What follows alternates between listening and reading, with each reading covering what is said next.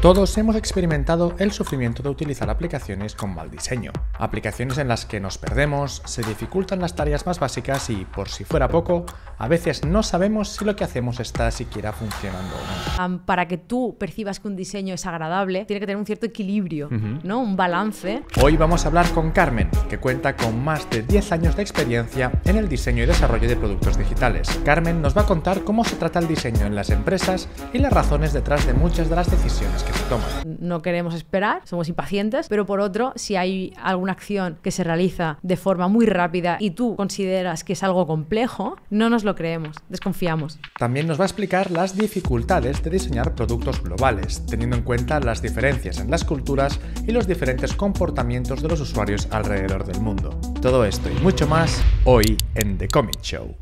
Muy buenas y bienvenidos al episodio de hoy de The Commit Show. Hoy vamos a hablar no solamente de desarrollo a nivel de código, sino que vamos a hablar de desarrollo a nivel de producto. Cómo hacer productos que los usuarios disfrutan de utilizar. Es bastante común, por ejemplo, que nosotros utilizamos productos en nuestro día a día que o bien no se entienden, o bien son confusos, o bien simplemente tienen un feeling extraño. Entonces vamos a hablar de todo lo referente a UI y a UX. Y para eso, qué mejor que habernos traído a Carmen. Carmen, muchísimas gracias por venir al podcast. Muy buenas, Martín. ¿Cómo estás? Muy bien. Y principalmente para que la gente te conozca, supongo que mucha gente ahora mismo te está reconociendo, ya te conoce, pero para todos aquellos que no saben quién es Carmen Ansio, ¿puedes hacer un pequeño resumen, pues básicamente cuál ha sido tu trayectoria en todo lo que sería el mundo del diseño y de la interacción de usuario? Claro. Yo tengo background de diseño gráfico y de ilustración, pero llevo 10 años trabajando ya en tecnología, en equipos de UX y de desarrollo. Entonces he estado en consultoría, he estado en cliente final, tanto en la parte de ideación hasta incluso la implementación, porque tengo un perfil bastante híbrido entre diseño y desarrollo. O sea, tú te dedicas básicamente, o te has dedicado a no solamente diseñar, digamos, los productos, sino también a hacer como de enlace, ¿no?, con el equipo de desarrollo, ¿no? Exacto, hacer un poco de puente. Orgánicamente ha ido pasando que he entrado en equipos de UX dentro de consultoras o de equipos de tecnología y comúnmente lo que ha pasado es que no había relación entre diseño y desarrollo. Había un gap muy grande. Se trabajaba en silos y me he encontrado con que utilizando el mismo lenguaje o aprendiéndome a comunicar con el resto de perfiles, pues obviamente todo funcionaba mucho mejor. O sea, todo iba más suave. Así que básicamente lo que pasó es que de UX me puse a estudiar frontend, estuve haciendo maquetación y todo eso ha ayudado muchísimo a mejorar comunicación en equipos y sobre todo a hacer productos pues, mucho más usables para el usuario final, ¿no? Que es lo que importa, lo que hacemos es el aporte de valor que hacemos al usuario, ¿no? Me parece súper interesante. Además tenemos un bloque también dedicado a todo lo que es el tema de equipos, ¿no? ¿Qué tipos de equipos te has encontrado y cómo esta comunicación a veces puede fallar? Me interesa ahora un poco también que nos cuentes a nivel de trayectoria, ¿no? Has comentado que has trabajado en consultora, has comentado que has trabajado también quizá en empresa de producto final, creo que lo hemos hablado fuera de cámara. Sí. ¿Cómo ha sido, ¿no?, esta evolución, la evolución de Carmen a la hora de, pues yo qué sé, qué estudiaste? Y luego de estudiar, pues cómo te lanzaste a tu primer empleo y qué te encontraste, ¿no?, en el mundo laboral. Como he dicho, tengo background de diseño gráfico, también hice preimpresión, con lo que el primer año que tuve de trabajo en la primera empresa fue en una agencia digital en el que hacía diseño gráfico y así. Y luego me vine a Barcelona y lo que hice fue entrar a trabajar en una imprenta. Entonces yo estuve maquetando, o sea, yo maquetaba ya, pero maquetaba para editorial, offline. Vale, o sea, soporte físico, libros, revistas y todo esto. Sí, vale. O sea, maquetaba con InDesign y anteriormente con Quark Express, pasa que ya tengo una edad. Pero siempre he tenido inquietud por la tecnología, ¿no? Era algo que me ha llamado muchísimo siempre. Y todo el tema digital a nivel de retoque de imagen y así, pues como que era bastante friki de cómo funcionaba Photoshop por dentro. Entonces llegó un punto que dije, buah, es que me llama muchísimo todo el tema de experiencia, el diseño digital, y empecé a formarme con pequeñas cápsulas en BAU, que es una universidad de diseño que hay aquí en Barcelona, sobre todo en usabilidad, en tipografía web, en toda la parte más que tenía un poco ese gap, ¿no?, de decir, vale, entre el diseño físico, diseño gráfico, al mundo digital, ¿no?, ese salto, ¿cómo lo doy? Y fue un poco mi acercamiento a la tecnología. De ahí empecé a hacer diseño web y posteriormente ya estudié frontend. O sea, estuve varios meses estudiando. Algo curioso, que mucha gente siempre habla de bootcamps que van una pasta. En mi caso, gracias al Servicio de Desempleo de Cataluña, que esto a nivel estatal también está, pues habían cursos que eran homologados, que correspondían, creo que a un grado medio, me parece. A una formación profesional, sí, ¿no? Sí, exacto. Y además habían prácticas oficiales, con lo que sí o sí tenía que acabar haciendo esa práctica en una empresa y pensé, ¡buah! Este va a ser mi puente, ¿sabes? Lo complicado de entrar en tecnología si no tienes un perfil en el que hayas estudiado ingeniería o cualquier formación. O sea, yo no tenía ninguna formación a nivel de desarrollo. Entonces me permitió hacer este curso, el poder estar como 7-8 meses estudiando pues fundamentos de desarrollo, JavaScript, sobre todo muy enfocado a web, me permitió entrar en la consultora. O sea, la consultora donde yo hice las prácticas me fichó. Y estuve trabajando allí como un par de años o así. Que además todo lo que has comentado que estabas estudiando antes de que te metieras en el curso homologado, ¿no? Sí. De más de administración pública y tal, sino que estabas como estudiando por tu cuenta, todo eso lo ibas haciendo mientras ibas trabajando todavía claro, sí. en la imprenta, mientras yo estaba ¿no? en la imprenta, es que estudié un montón de cosas, todas muy, muy cercanas a multimedia, porque siempre me ha llamado muchísimo. Entonces estuve estudiando 3D, hice 3D, hice retoque hice animaciones también. Estuve estudiando animación en una escuela que ya no sé ni si existe, que se llama 9 Ceros, y también hice efectos especiales. Cosa que ahora, para trabajar con DaVinci, DaVinci tiene integrado alguna de las herramientas que yo utilizaba para ese retoque de VFX, ¿no? Un poco de hacer manipulaciones así. Me gustaba hacer explosiones y cosas así. Claro, y además entiendo que todo este conocimiento más visual, ¿no? Quizá más artístico, cuando luego lo juntaste con el tema de código. Claro. ¿Cómo, o sea, fue una sensación rara para ti este choque? Porque a mí me pasa, por ejemplo, que a nivel artístico, pues muy subjetivo, ¿no? Pues esto queda mejor, queda peor, y luego vas al código, quizás algo mucho más exacto, mucho más matemático. ¿Notaste algún tipo de shock al...? Bueno, yo me sentí como tener superpoder, ¿no? Es decir, es que lo que hasta ahora planteaba en un medio, aunque fuese digital, pero era estático, ¿no? Por mucho que podías hacer prototipos así, eran cartón piedra. Entonces, en realidad no había funcionalidad detrás. Pero el hecho de poder traspasar lo que habías diseñado a una pantalla en el que un usuario pudiese interactuar y todo mi conocimiento de animaciones, de interacción, de ilustración, poderlo llevar a la parte más técnica, para mí fue increíble. Fue como decir, madre mía, estoy uniendo los dos mundos que tanto me gustan, ¿no? Que es la parte más artística con la tecnología. O sea, notaste que se te abrieron un montón de posibilidades a la hora también de expresarte tú, ¿no? A nivel de lo que quiero pues hacer o quiero transmitir o las cosas que puedo crear, ¿no? Eso me ha ayudado mucho a la hora de comunicarme también con otros perfiles, porque no solo... muchas veces tenemos nuestra idea en la cabeza, ¿no? Haces un diseño o planteas una solución y en tu cabeza suena espectacular, pero a lo mejor luego a la hora de transmitirlo con una documentación no es suficiente. Siempre estamos diciendo cuando diseñas y diseñas un botón, diseña también los estados, cómo se va a comportar, ¿no? Qué interacción va a haber, qué transición se va a generar. Entonces, el poder plasmar en código, en un pequeño snippet de código, el comportamiento de X elemento, pues para dar información tanto a perfiles de desarrollo como incluso mostrar a negocio o a otros perfiles de diseño a ver qué les parecía, pues, ostras, es como tener un super set de skills, ¿sabes? Es como hacer un upgrade de, es que ahora puedo plantear mucha más información y, sobre todo, de la experiencia final que quiero que tenga el usuario, lo puedo plantear directamente yo. Porque al final todo este código que has hecho, quieras o no, ya es como un primer paso a la implementación real de lo que el desarrollador o desarrolladora tendrá que hacer. Sí. Y entonces comentas que entraste en consultora, ¿no? Siempre pregunto, siempre que ha venido gente que ha trabajado en consultora, quizá porque yo no he trabajado en consultora, pero siempre hay como muchas experiencias curiosas, ¿no? que ocurren en consultora. ¿Cómo fue tu evolución, digamos, cuando estabas trabajando? ¿Era como normalmente, ¿no? Pues vas a casa de cliente para resolverle problemas? ¿Eran proyectos cortos? ¿Eran proyectos largos? ¿Cómo trabajaste en la consultora? Hubo bastante... popurrí de clientes. Sí que es verdad que había algunos clientes que te permitían trabajar desde la oficina propia de la consultora, no hacía falta desplazarte.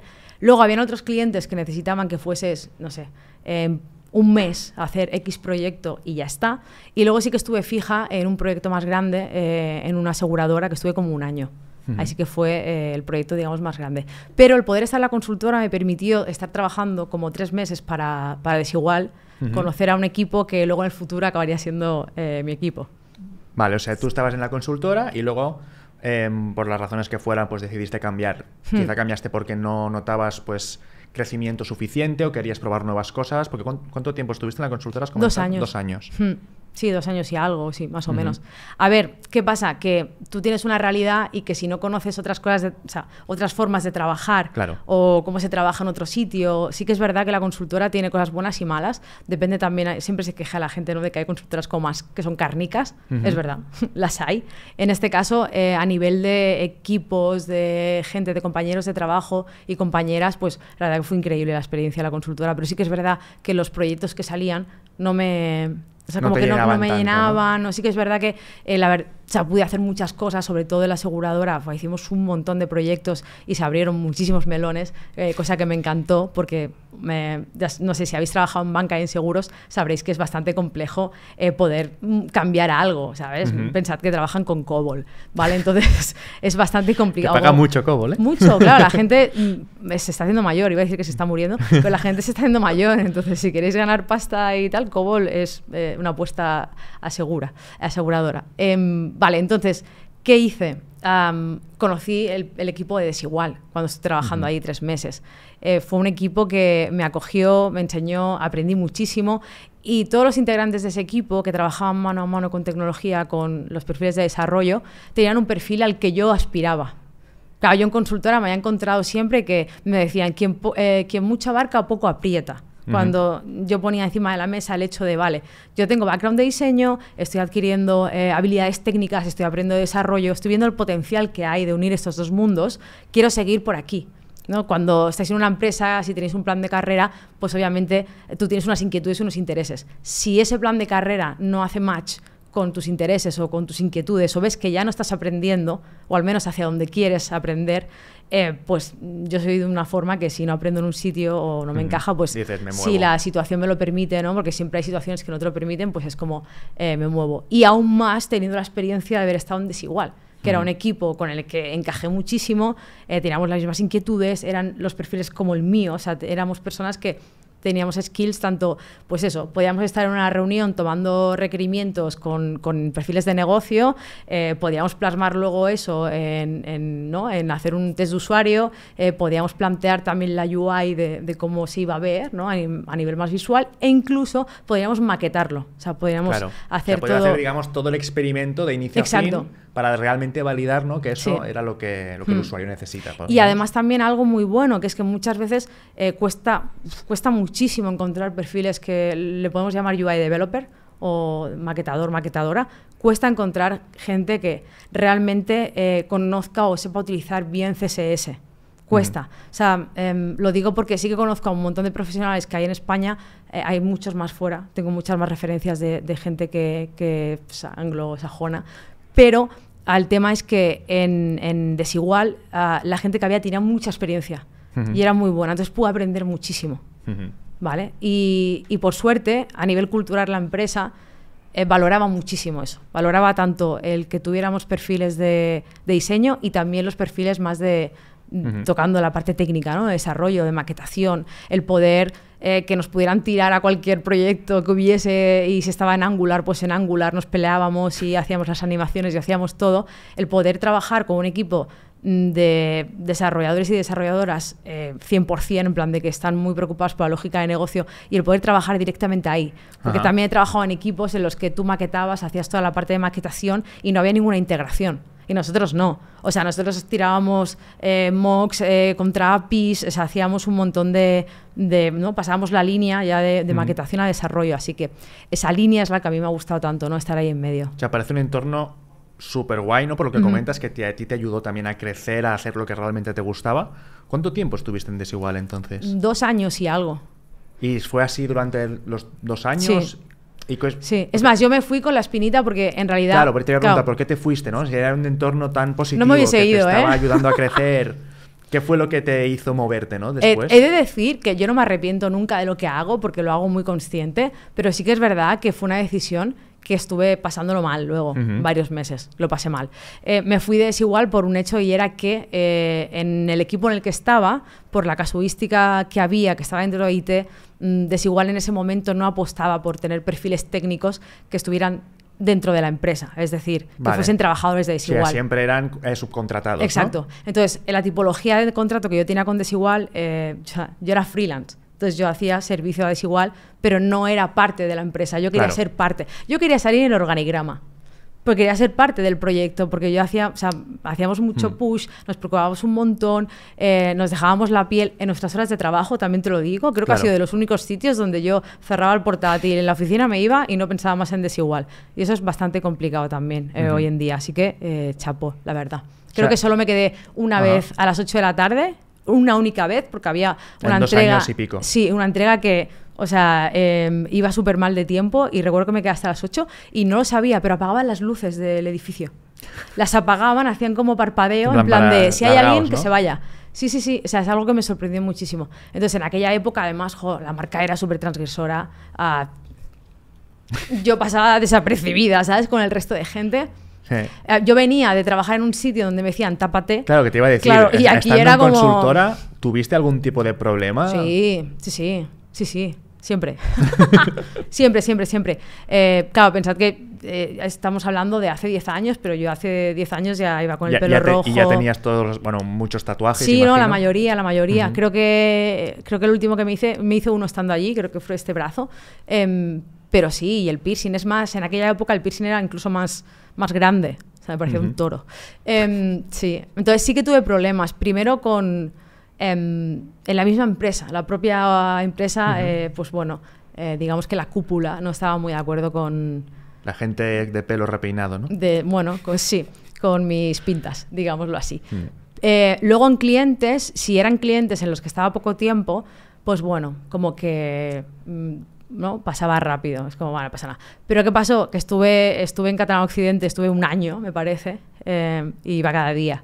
Claro, tenía que ir vestida con pitillos, Oxford, que son los típicos zapatos estos así ingleses, y con blazer, con americana. Claro, cuando me dijeron, tienes que ir con americana, dije, sujétame el cubata. Espérate, ¿no? Sí, yo iba con americana, pero iba con americanas de leopardo y cosas así. Un poco en plan, voy a ir con americana, no te preocupes. Yo iba con americana, te voy a hacer caso. ¿Qué dice la guía? Americana. Exacto. El dato era americana, ¿no? Pues ya está, yo iba con una blazer, pues eso, de leopardo, de cebra, llevaba camisetas de Pokémon, cosas así. O sea, iba como arregla pero informal. Cosa que cuando llevaba ya un montón de meses trabajando en el departamento de informática, yo recuerdo un día que hacía un montón de calor, porque era verano y hacía muchísima calor, y fue como, le dije al director, tengo calor. Me estoy muriendo, ¿no? Claro, y me miró y me dijo, normal, ¿sabes? Quítate la chaqueta. Y entonces levanté así un poquito y le dije, es que... Y me dijo, ¿y qué? Y dije, bueno, pues hay más. Entonces me saqué el piercing, porque el piercing me lo escondía para que no se me viera. Y me dijo, pues adelante, ningún problema. Y le dije, bueno, le va a molestar a mucha gente. Porque estamos hablando de una empresa con un montón de recorrido, muchos años. Gente muy clásica también, ¿no? Gente muy clásica, gente muy, muy, muy clásica, en la que yo no pegaba nada. Y claro, le dije, le va a molestar a gente. Y me dijo, bueno... Oye, ellos es su problema, ¿no? Un poco. Y claro, yo iba andando por allí, recuerdo de los primeros días que iba así en tirantes y tal, y claro, yo notaba que la gente iba cayendo cuando yo pasaba, digo, vale, está cayéndose al suelo. Pero, ¿sabes lo que pasa?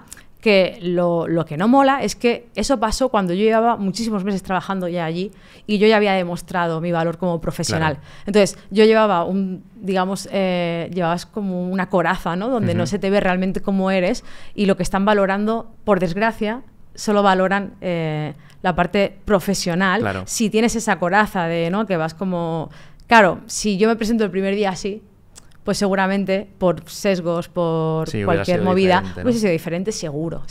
Pero bueno, fue muy bien, nos lo pasamos muy bien, abrimos un montón de proyectos, acabó entrando muchísima gente a la consultora y quedándose fija allí en cliente.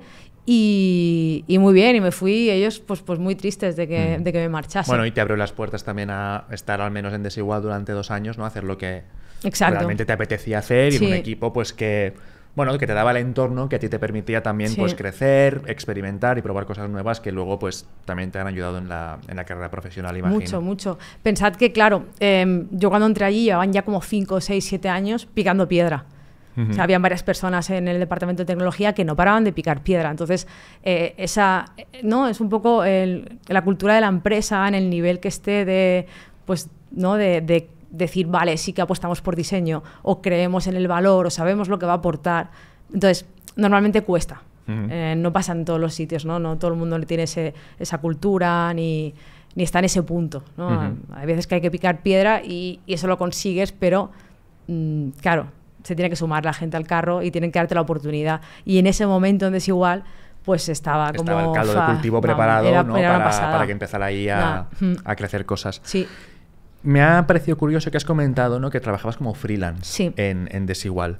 ¿Cómo llevaste todo el tema de, supongo que te hiciste autónoma para pues poderles facturar? Imagino que era el único cliente que tenías en ese momento, o sea, estabas full time con ellos. Estaba full time, pero también me permitió que colaboraciones que tenía las pudiese facturar guay. ¿Colaboraciones te refieres a colaboraciones de charlas o...? A ver, lo de las charlas es un tema porque recuerdo sobre todo en esa época que ahora, por suerte, ya se estila más el hecho de que te cubran al menos los gastos de desplazamiento, de quedarte en el hotel y tal. Antes no. O sea, hace unos años, te estoy hablando de 2016, creo, por ahí, tenía que pagarme, si iba a dar una charla, me lo tenía que pagar yo todo. Entonces yo ahí perdía dinero. Pero sí que colaboraciones con, o sea, hacer una masterclass, hacer material para alguna escuela, hacer alguna sesión en algún bootcamp o alguna escuela online, siempre enfocada a diseño o a desarrollo. Pues me permitía entonces poder facturar todo eso. Porque ¿cómo llegaste al punto de, digamos, de ir a charlas o de dar contenido para academias? ¿Fue cuando estabas en la consultora que empezaste a, pues no sé, a enseñar a gente, o fue dentro de quizá de la misma empresa? Bueno, es curioso porque estando en la consultora, claro, tuve que aprender un montón, muchísimo. Y era como, no paraba de leer libros, de leer artículos, de ver cursos, porque me sentía que iba con mucho ¿no? Como con mucho retraso respecto a todo lo que sabían mis compañeros. Era como, wow, yo acabo de aterrizar, soy súper junior, necesito ponerme las pilas, ¿no? En ese sentido, porque en aquel momento pues tienes la energía como para hacerlo, ¿no? Luego también hay temporadas en las que no te apetece ni tocar un libro, es como, no me apetece. Entonces lo que pasó es que una vez vi un tuit de alguien que decía que estaba haciendo un podcast, que su compañero se dejaba el podcast, que se quedaba solo y que estaba buscando alguien para que la acompañase en el podcast. Entonces le escribí. Le dije, voy a escribir.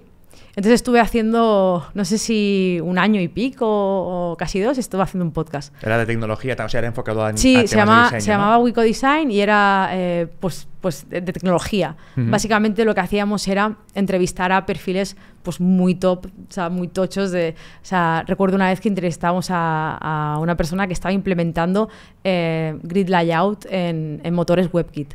Claro, imagínate, o sea, yo, super junior, en plan de no he tocado nunca grid layout porque aún no está implementado en los navegadores. Entonces tenías que estudiar para poder al menos tener la conversación o llevar la conversación con esa persona. Que sea al mismo nivel, ¿no? Poder al menos hacerle preguntas exacto, y tal. Al menos poder preguntarle cosas interesantes.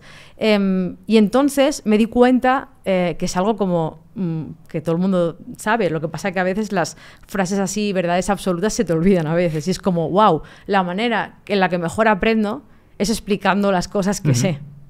Entonces dije, pues voy a animarme, voy a dar una charla. Entonces, mi primera charla la di en un meetup de Barcelona y no sé, me lo pasé muy bien, tuve muy buen feedback y dije, pues venga. Eso fue la parte más de dar charlas, ¿no? De como dar, o sea, como explicar tu conocimiento y así. La parte más de dar formaciones fue porque el bootcamp que hice de frontend fue en Lemon Code y cuando hice el bootcamp me dijeron, oye, está genial, toda la parte que sabes de diseño y así, estaría muy guay dar sesiones de diseño para developers. Entonces dije, perfecto. Entonces empecé a colaborar con ellos y me pedían, o sea, pues eso, en cada edición o hacía varias clases de diseño, de CSS y así. Y así fue como empecé. Y eso me llevó a hacer un montón de tener un montón de recorrido, cosa que me permitió, o al menos como te nomino a ti, te elijo a ti, Pokémon, me eligieron para ser Google Developer Expert, ¿vale? Y eso aún me ha dado más altavoz y me ha permitido más, tienes una plataforma como más grande aún que te permita tener material, acceder a betas, que si no te cubre los gastos te lo paga Google para que vayas al evento.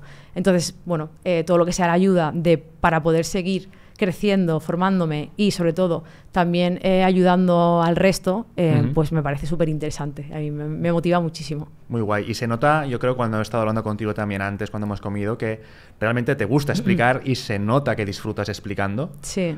Sobre todo también los temas pues, con los que has vivido tantos años, ¿no? Temas de diseño, temas de CSS. Sí. Y yo creo que es muy positivo y eres capaz de transmitir, digamos, esa motivación, ¿no? a la gente que está aprendiendo. Sí. De, hostia, qué guapo es todo este mundo, ¿no? Sí, el feedback que suelo tener es ese, de wow, se motiva a la gente muchísimo. Es la idea.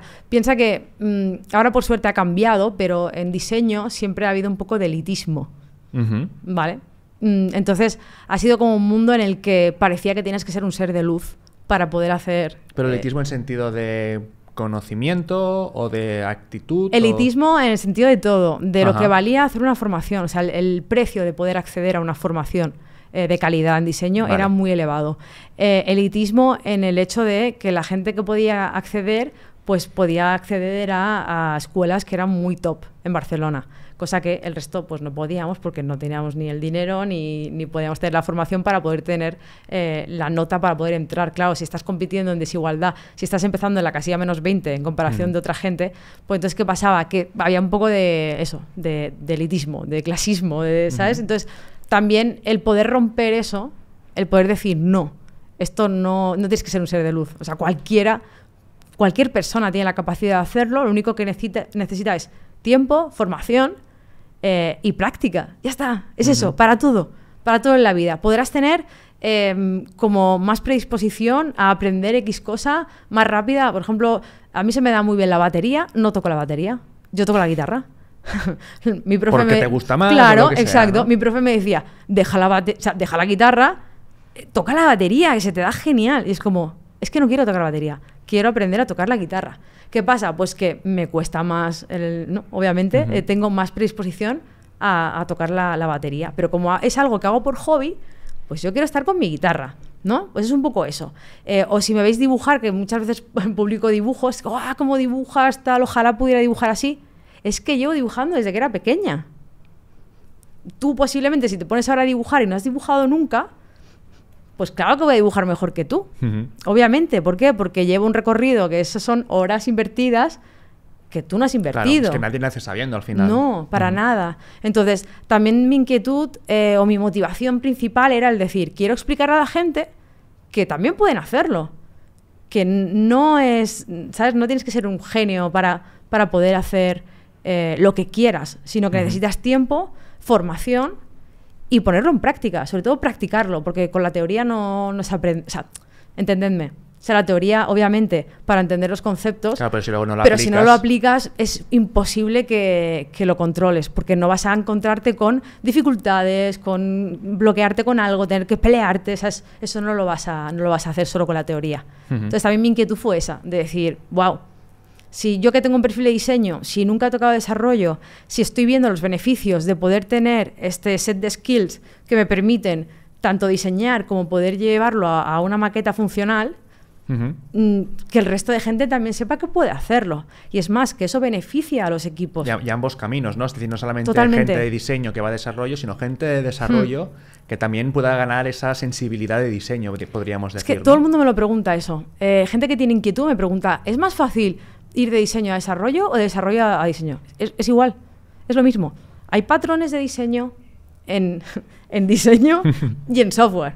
Hay patrones, hay leyes, hay teoría, hay principios en ambos campos. Entonces tienes que aprendértelos, tienes que saberlos.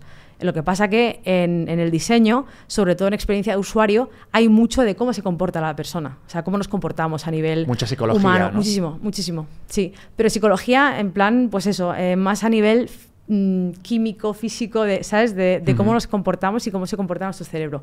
Y es bastante interesante porque entiendes muchas cosas. Seguro que has visto una nube y has dicho, se parece a Winnie the Pooh. La nube. Sí. Es como, no es Winnie the Pooh. Claro. Vas a estar haciendo un reconocimiento de patrones que tienes en tu cabeza porque nos ha ayudado a sobrevivir. Porque necesitábamos saber rápido si esa persona estaba en nuestro bando o no, le conocíamos o no.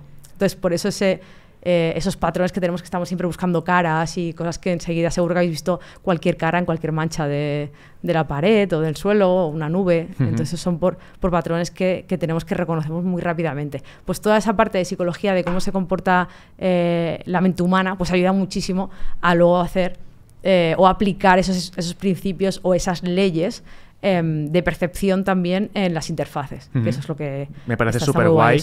De hecho, hablaremos también después de, digamos, cosas curiosas o patrones, ¿no?, que están en la experiencia de usuario, pero me gustaría preguntarte también, has comentado a nivel de freelance, ¿no? Sí. Pues que has estado dando, pues, te ayudaba a facturar todo el tema de charlas, de formaciones y todo eso.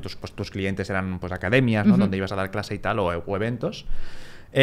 Pero también has sido freelance en el sentido de ir a ayudar a empresas, ¿no? Sí. A, pues, mejorar ya sea sus procesos o ya sean sus productos.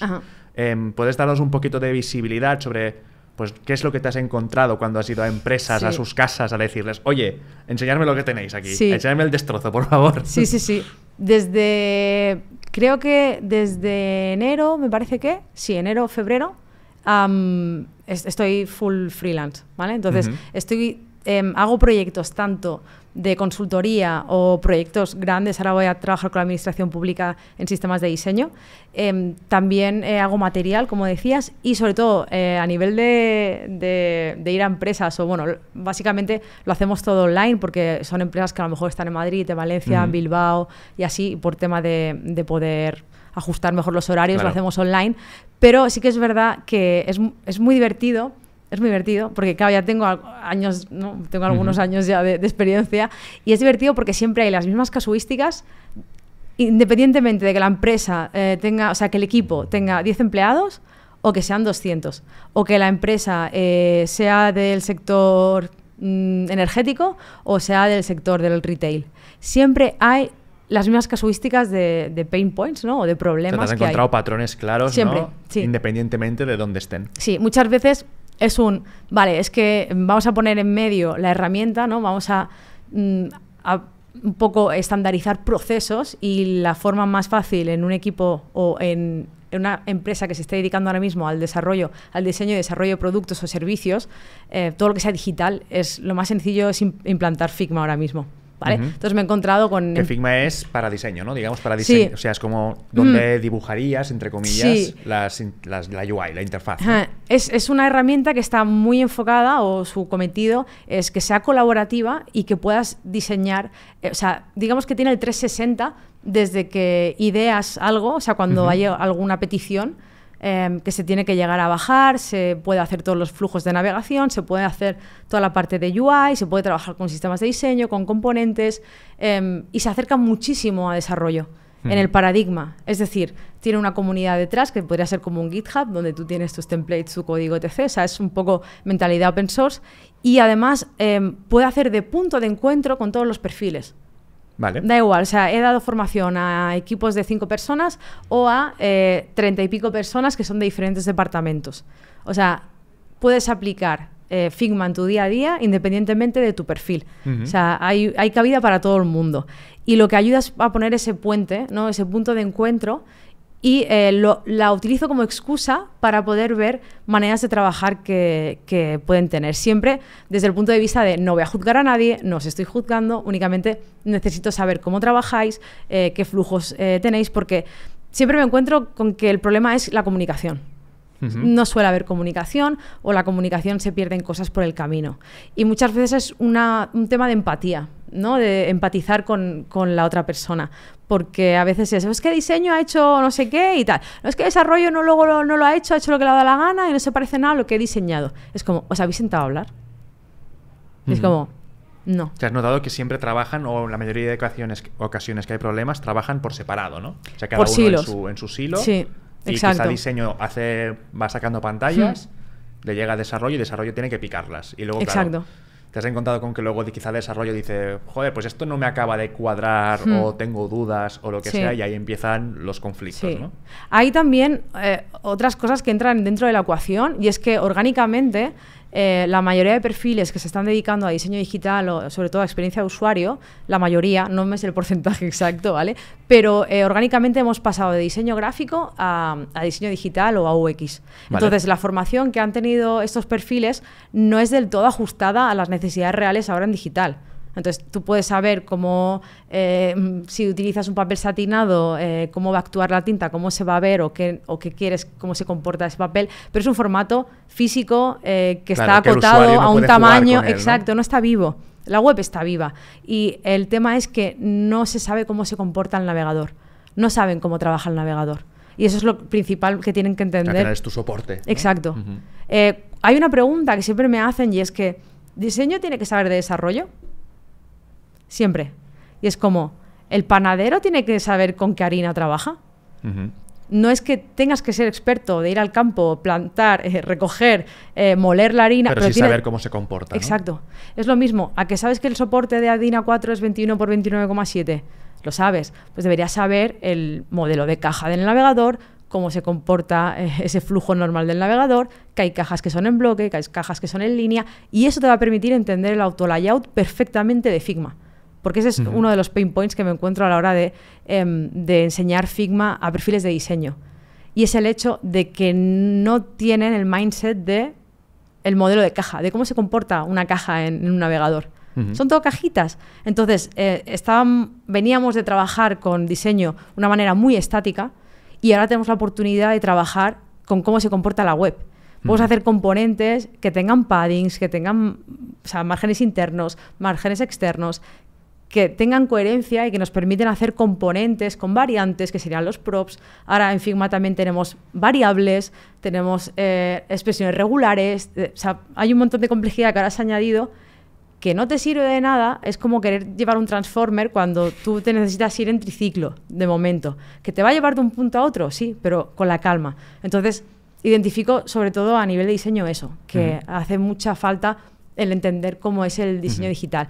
Y luego, obviamente, el tener un punto de encuentro común y de hablar. Es que no cuesta tanto. A mí me ha pasado de recibir diseños en pantallazos o en screenshots, ¿sabes? Que dices, vale, puedo llegar a visualizar cómo quieres, ¿no? Que yo implemente este diseño, pero al ser una screenshot, pues claro, yo no veo pues cómo se comporta si la pantalla crece o decrece, cómo se comporta este botón si le hago clic, si le hago hover, o sea, si pongo el cursor encima, se ha de oscurecer, ha de cambiar el diseño. Claro, ves una foto, como dices, ¿no? Ves un soporte físico finito, tal cual está allí, pero no ves la vida, el flujo que puede tener pues ese diseño durante el tiempo y dependiendo de la interacción que ha hecho el usuario, ¿no? Sí. ¿Y qué problemas te has encontrado? Has comentado los del diseño.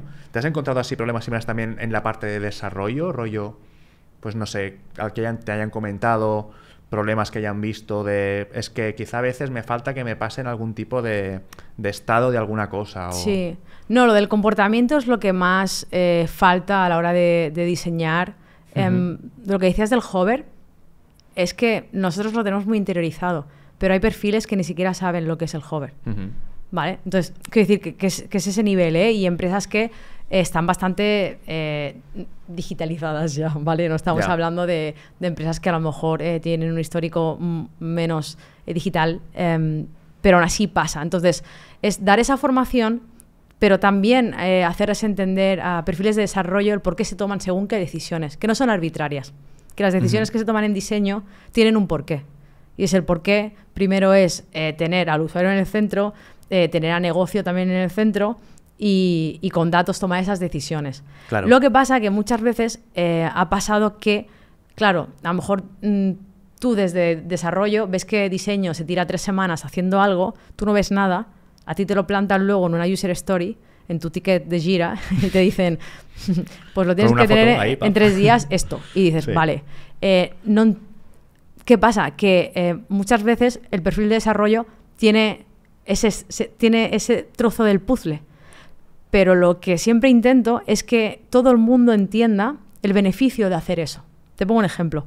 Estuve trabajando en Mango y estábamos haciendo unas interfaces para poder tener el stock de tienda. Entonces, yo iba a tienda. Se iba a tienda de la Rambla Cataluña, que es la tienda que tienen más grande, y entonces veía cómo el camión descargaba, veía cómo trabajaban, veían lo que tardaban en poder hacer stock de todas las prendas que tenían.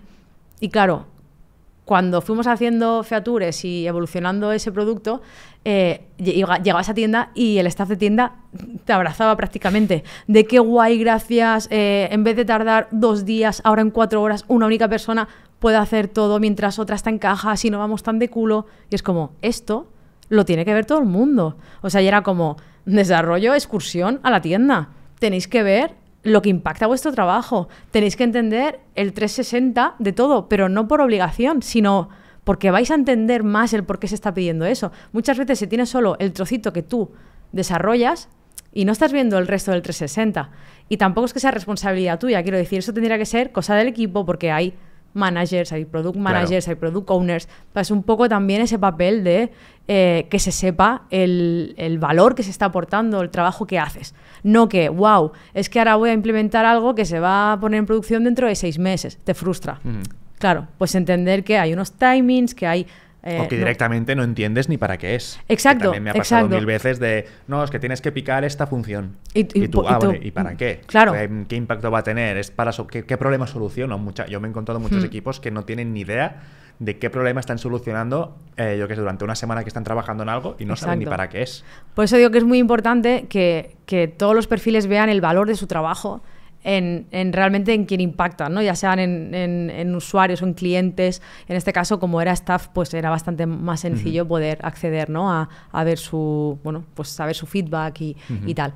Entonces, de verdad, eso hace que la gente, mucho más que un team building, ¿sabes? Que muchas veces sí que es verdad que hacer actividades en grupo pues une, pero el poder ver, es que te da alegría, ¿sabes? De decir, wow, es que lo que estoy haciendo está impactando realmente en compañeros de trabajo que están súper contentos porque le estoy facilitando su día a día. Y esto, ¿no? en herramienta interna, pero también para, digamos, cliente, ¿no? Entender un poco, pues, el beneficio que le estás dando a los clientes que están usando tu producto con lo que estás haciendo. O sea, al final veo que es como, estás describiendo una cultura como muy centrada en el usuario, ¿no? Directamente. Que esto es un poco lo que sería el objetivo del diseño UX o de experiencia de usuario, que al final es encontrar una solución que le dé una buena experiencia, valga la redundancia, al usuario, ¿no? Y te quería preguntar también para la gente que está, digamos, entrando en este mundo, que quizá todavía no entiende muy bien, porque hay muchas siglas, ¿no? En todo esto está UX, está UI.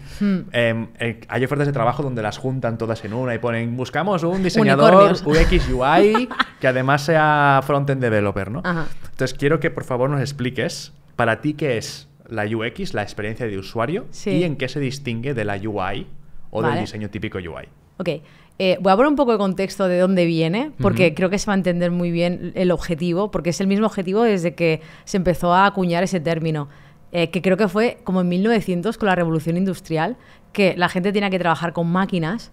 Claro, las máquinas hacían que el trabajo fuese más rápido, pero cuantas más máquinas, más necesidad había de que las personas tuvieran una interacción cómoda con esas máquinas. Si buscáis referencias vais a ver imágenes de gente trabajando medio agachada, súper incómoda, así. Entonces, después de eso vino el término de ergonomía, ¿no? Más de pues cómo trabajar en un ordenador, si os pensáis un poco en perfiles de comunicación, ¿no? Pues de Teleco, el cómo trabajaban pinchando los teléfonos, todo eso se empezó a estudiar y a aplicar técnicas.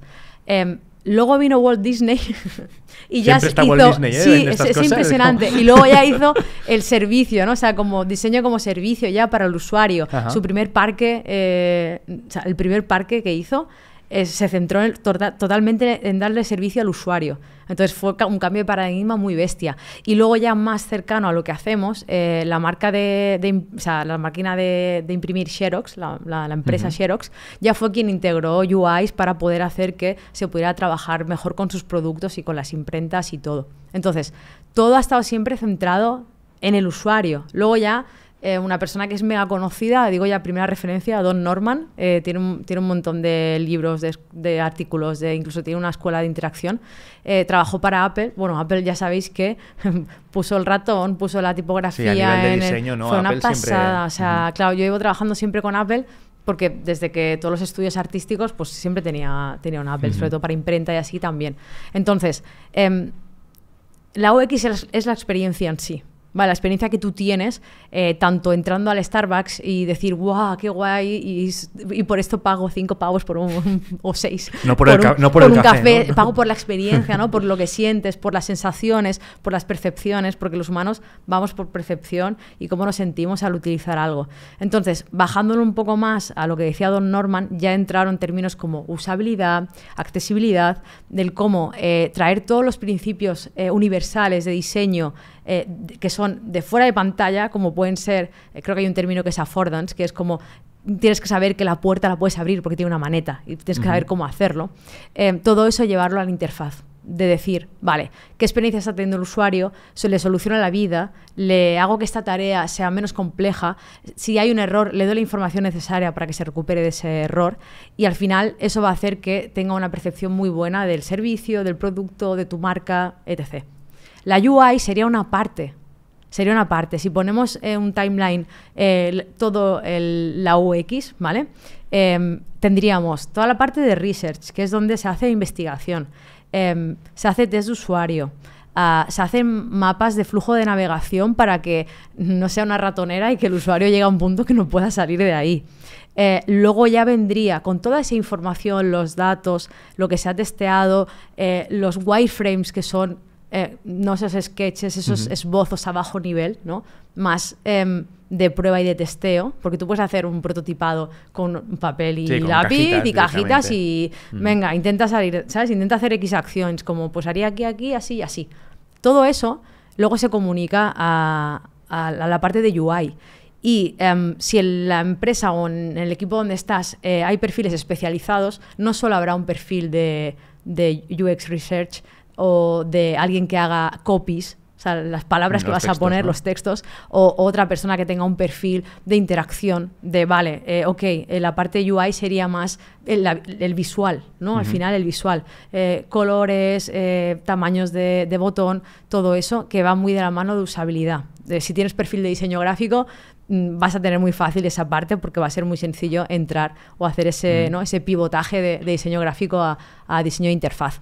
Luego incluso hay arquitectos de información. ¿Qué quiere decir arquitecto de información? Quiere decir que podemos tener un caso de uso, ¿no? Pues te puede llegar un requerimiento de los usuarios no encuentran los artículos que quieren en el buscador. ¿Por qué? Porque te han llegado quejas, porque haces test de usuario con ellos y ves que buscan unas zapatillas y no saben dónde encontrarla, porque te llegan quejas, porque haces encuestas, por un montón de...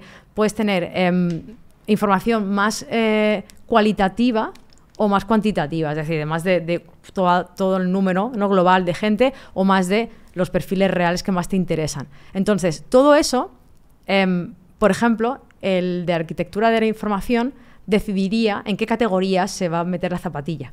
Claro, una zapatilla no la vas a poner dentro de camisetas o de chaquetas, ¿no? Pues un poco la estructura de ese menú, todo lo que hay dentro, la categorización, los nombres, no solamente por lo que a ti digamos, mentalmente te encaja como individuo, sino como la psicología de la gente o donde la gente asumirá más, de forma más probable, ¿no? que la zapatilla debería estar aquí dentro. Exacto. Que a veces algunas webs, algunos e-commerce que dices, ¿por qué esta prenda está en esta categoría? Y piensas y dices, realmente sí que quizá encaja en esa categoría por definición o lo que sea, pero no tiene sentido para mí que esté allí, ¿no? Sí. O sea, que no solamente a nivel de categorizar, sino categorizar de la forma que a la mayoría de las personas pues le encaje como tal.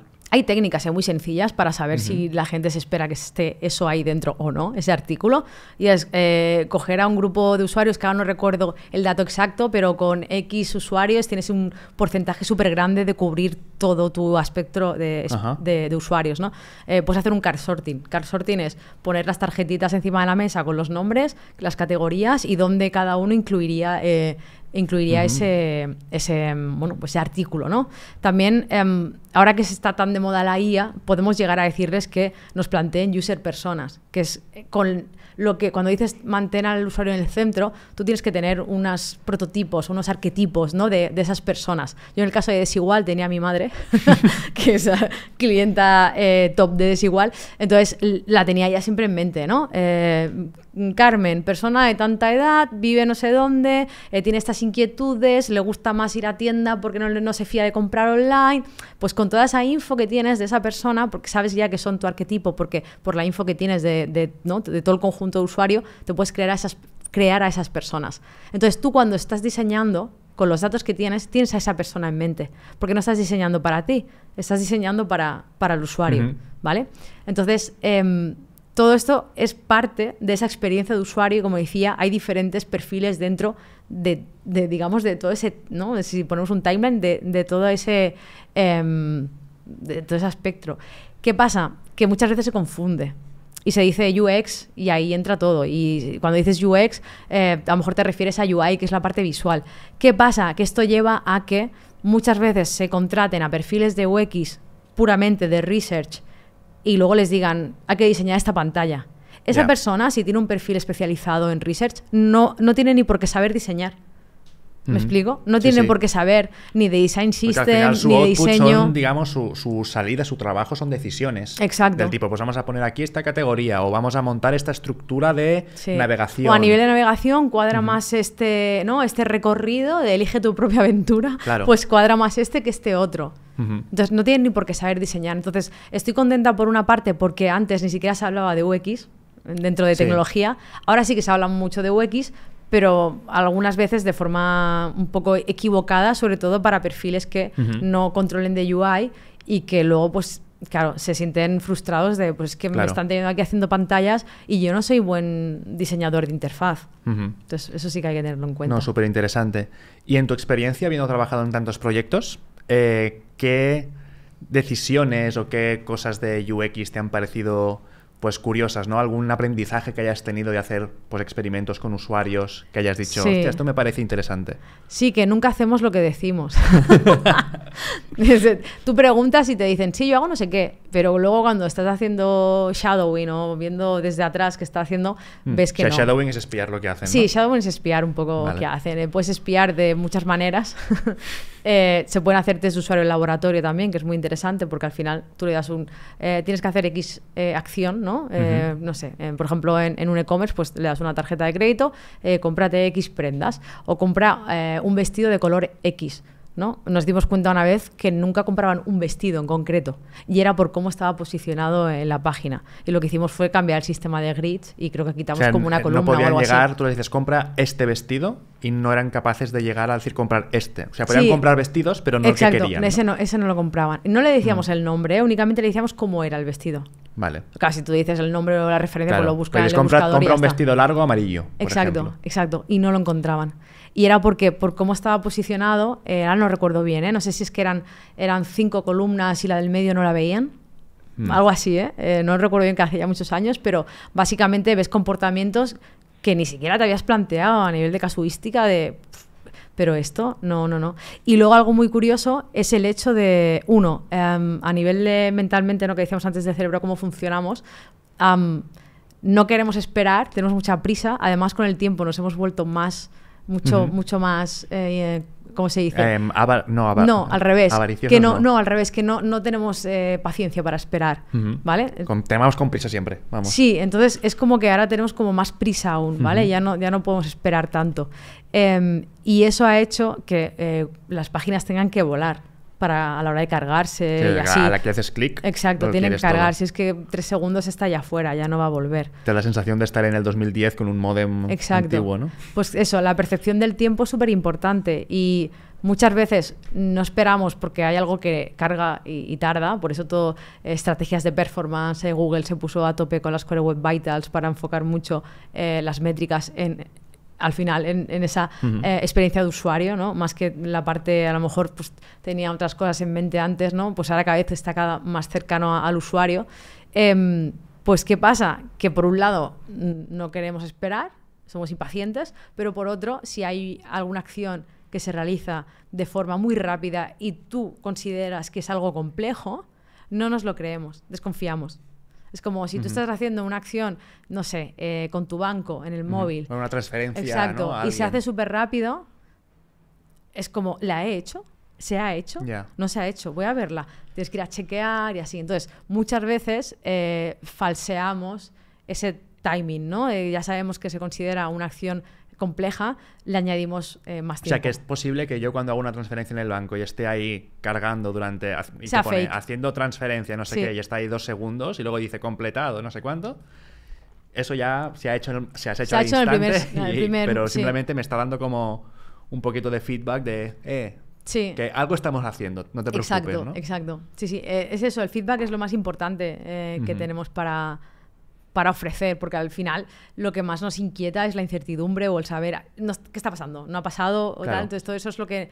Pero en la vida real también nos pasa. Entonces es como el poder dar ese feedback, ojo, estamos haciendo algo, no te vayas, estamos en ello. O sea, explicarle siempre al usuario lo que está pasando. Sí, ¿no? sí, que eso también puede ser importante. Todos los estados, cuando hablamos de estados de botones, de cómo se comporta esto, tal, eso es feedback.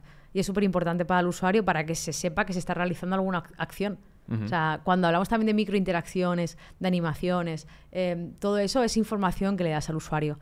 Claro, no puedes usar una animación en plan a lo loco tampoco. Pueden haber animaciones que sean más visuales o más decorativas, ¿no?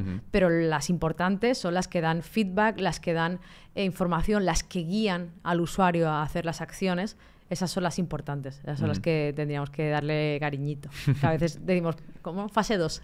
Sí, no dejamos siempre las fase 2 no llega. Las animaciones para después y nos metemos con otra cosa y nos Como la olvidamos. accesibilidad. Sí, la accesibilidad ya la miraremos también. ¿Puedes hacer una descripción rápida de a qué te refieres con accesibilidad, por si hay alguien que no lo sabe? Sí, claro. Al final, como usuarios tenemos que, o sea, como profesionales tenemos que hacer que todos los usuarios puedan acceder a la información que tú estás mostrando en tu servicio, en tu producto, en tu página web, en tu aplicación, lo que sea. Entonces, puede pasarte un día que, espero que no, tocamos madera, ¿no? Que te rompas el brazo y que no puedas utilizar el ratón. Porque siempre pensamos, cuando hablamos de accesibilidad, de personas ciegas o de personas que puedan tener alguna incapacidad permanente en ese sentido, ¿no? Pues hay que dar la opción de poder consumir esa información a todo el mundo y de una forma buena, ¿vale? Por suerte, hablando de web HTML, ¿vale? Que es la estructura de la web, lo que da el contenido, es semántico y es accesible ya de saque, si lo usamos bien, ¿vale? Hay etiquetas... Tiene las herramientas para poder construir algo de forma accesible. Sí. Por ejemplo, seguro que tú entras a una web a buscar algo y puedes leer en diagonal, ¿no? La información así rápido, y la lees. Pues una persona que sea ciega con un lector de pantalla, si tú haces un menú bien montado, es capaz de ir pasando y saltando esa información de forma rápida. Si no, se va a tener que tragar todas las opciones del menú.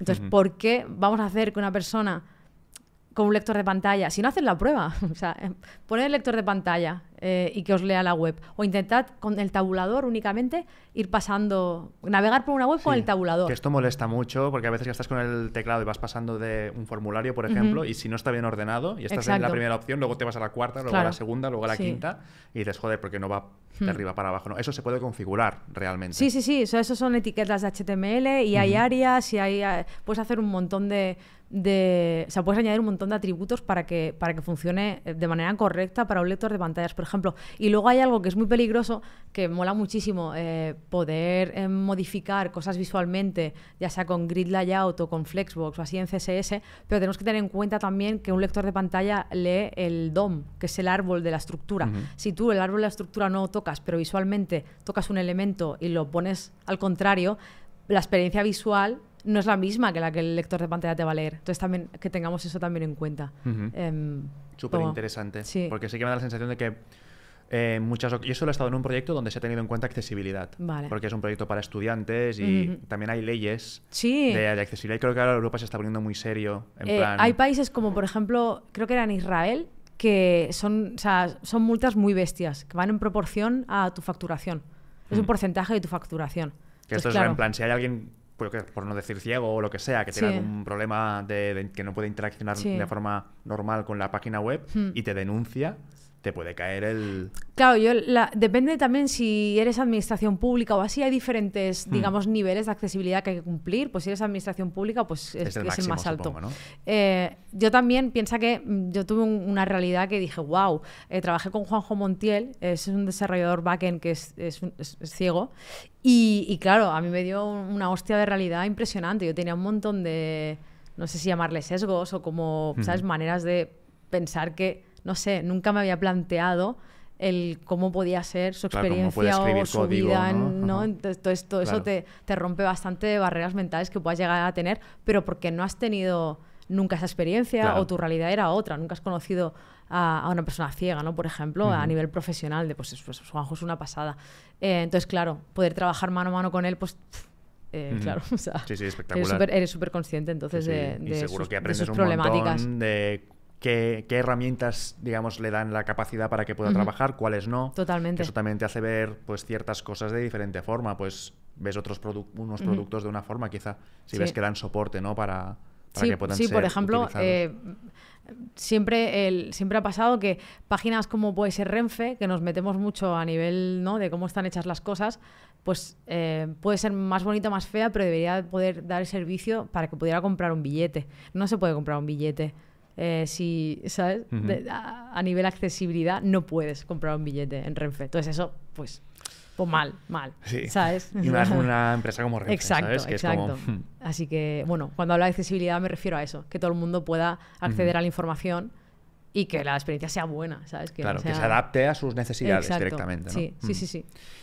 Y también en casos de decisiones de interacción de usuario, ¿no? Estábamos comentando antes también que también depende un poco de la cultura o incluso del país, ¿no? Si tuvieras que contar ejemplos que te has encontrado de problemáticas que han pasado, pues yo que sé, al internacionalizar ciertas páginas, al hacerlas globales, ¿tienes algún ejemplo de cosas interesantes que puedan haber pasado? Es muy curioso lo de, ¿no? Culturalmente, cómo cambiamos en nuestros gustos o cómo hacemos. No sé, por ejemplo, en un e-commerce, que tengo bastante experiencia con e-commerce, entonces los ejemplos que me vienen son más de e-commerce. Pero, por ejemplo, en Alemania, cuando hacen una compra online, se compran varias tallas del mismo producto. Siempre. ¿Y eso? Bueno, porque, es confuso, claro, ¿no? Bueno, en realidad...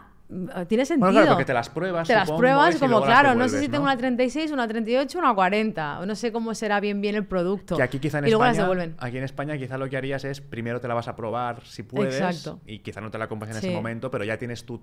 O sea, ya tengo mi talla de mango. Ajá. Ya sé que en mango de camisa soy una no sé cuánto. Totalmente. Entonces ya, pues, bueno, te lo sabes. Pero de las marcas que no te lo sabes, cuidado. Hasta que no lo sepa, quizá no. Ahí no, ahí compran... No, compran y luego el tema de evoluciones logísticamente, pues eso, es una locura, pero ya lo saben que ese comportamiento es así y lo hacen así. Eso a nivel de comprar. Luego, de hacer modificaciones en las páginas, sobre todo en los productos, en los artículos, en la grid de productos, de tener que cambiar productos de posición dependiendo del país, porque ahora no recuerdo qué país era, pero recuerdo que no compraban productos verdes. O sea, producto de color verde no compraba. Pero eso pasa también en Japón. O sea, nosotros tenemos el negro como color de luto y ellos creo que tienen el blanco, ¿sabes? Entonces... es como, ¿sabes? Son choques culturales que tenemos que tener en cuenta. Cómo diseñes, ¿no? Pues puedes dar un mensaje u otro. A ver, lo bueno que en ese caso sí que teníamos como asesores o country managers que se encargaban de, pues, primero que eran de allí, sabían, ¿no? el comportamiento y un poco ya nos daban ese feedback, ¿no? Esa ayuda. Hacíamos como test de usuario, pero a los country managers, que eran los que tenían la información de cómo se comportaba la gente. Y luego también, obviamente, pues hacer un montón de encuestas y a los clientes, así, toda esa info la recoges y la aplicas. Y con el tema de... porque has comentado Japón en especial, ¿no? Con el tema de la tipografía, la letra... Claro, porque ahí... igual que también pues las letras árabes que se escriben también en otra orientación. Y el hebreo. Y en Japón a veces también es incluso en vertical. ¿Cómo, o sea, habéis tenido problemáticas con eso? ¿Habéis tenido que adaptar muchas cosas para poder dar, digamos, una página web que sea accesible, que sea cómoda de utilizar en estos países? Yo recuerdo sobre todo con el hebreo. Recuerdo que con hebreo me peleé muchísimo. Porque no es únicamente, vale, pues left to right, pues lo giro, ¿no? La propiedad, right to left. ¡Hala! Ya está. No. No, claro, cambia totalmente el diseño. En el diseño, para que tú percibas que un diseño es agradable, tiene que tener un cierto equilibrio, ¿no? Un balance que sea equilibrado. Tú cuando ves a una persona que es guapa, lo que estás viendo es que su mitad de la cara es súper asimétrica con la otra. Ya está, es tema de proporciones. Proporción áurea, no sé si es que está en todo el mundo, pues es tema de proporciones. Entonces, si tú no proporcionas bien ese diseño, pues lo vas a ver raro. No tienes que ser experto para saber que hay algo que no encaja. Entonces, quizás no sabes el qué, ¿no? Exacto. Pero te da un feeling, ¿no? ¿Sabes? Hay algo como que... ¿sabes? En cambio, si todo funciona suave y todo funciona súper bien y tal, es mucho más difícil que identifiques que esa experiencia es súper buena. Nos damos más cuenta de lo que no funciona. Entonces, con hebreo, con árabe también, japonés, los botones con monedas. O sea, botones que tuvieran monedas dentro... o sea, currencies del país, ¿no? precios, o sea, exacto, en plan, sí. Yo que sé, 10 euros. Exacto. Sí, recuerdo sobre todo en Colombia, porque eran pesos colombianos y era en desigual a lo mejor una prenda que eran 250, 300 euros, pues pasados a pesos colombianos eran 1 millón y pico.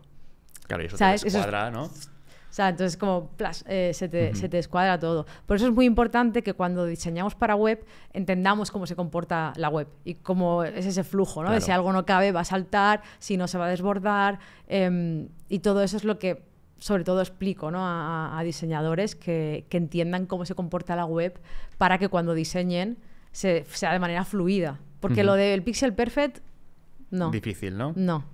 Pixel perfect. Que eso le puede doler a muchos diseñadores, sí, ¿no? Sí, hay mucha gente que es pixel perfect. Lo del pixel perfect va a doler, lo sé que va a doler, pero ya no aplica. Estamos en 2023. ¿Cuántas pantallas diferentes tenemos ahora? ¿Cuántos tamaños de pantalla? Si es que hay pantallas hasta en la lavadora, en el frigorífico, puedes consultar internet también. Se quiere decir, ¿cuántas pantallas hay? Es que es imposible, ya no estamos... Hace 10 años estaba Bootstrap y sí, te decía mobile, tablet, desktop, ya está. Sí. No, es que ahora no aplica.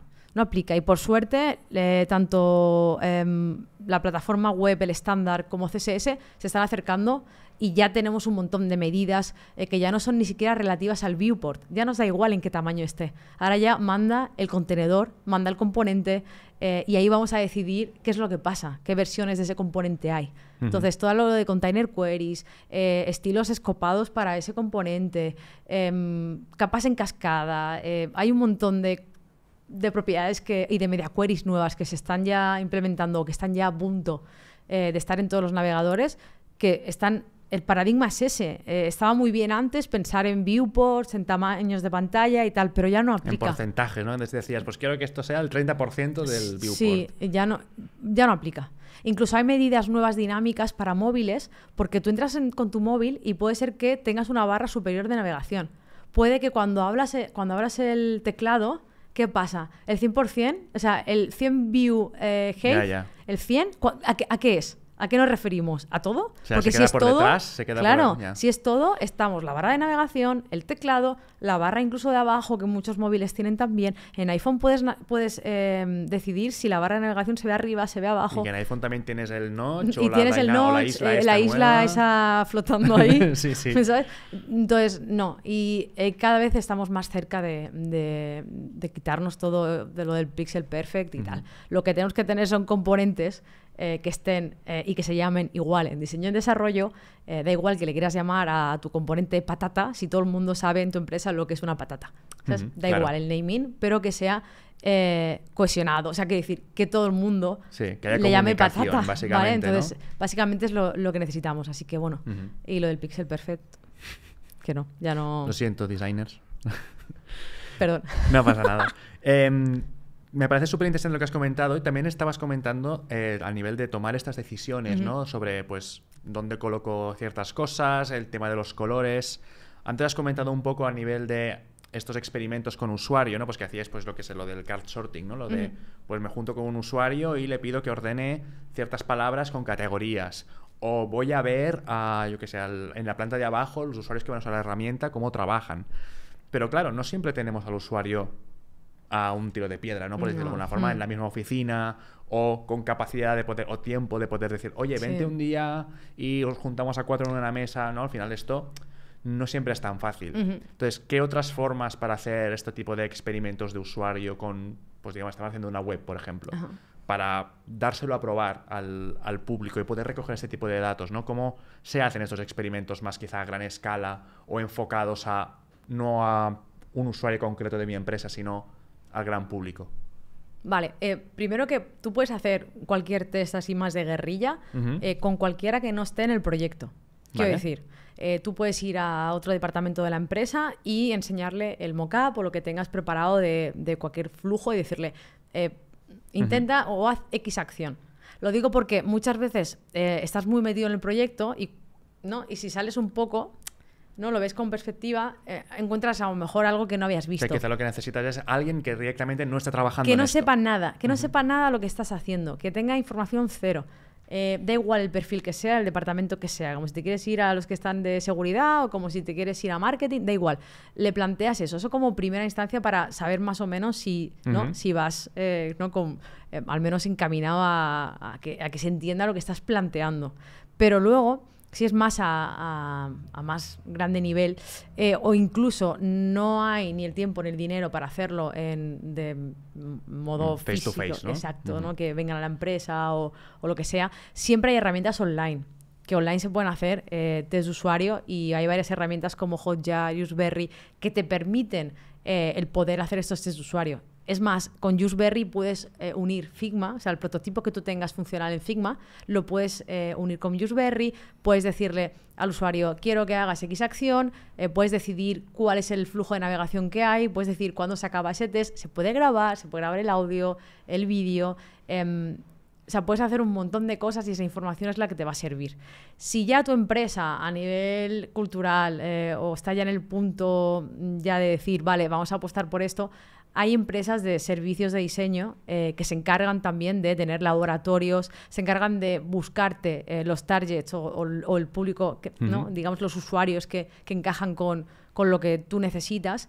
Y eso ya es más, en plan, más a lo bestia, ¿vale?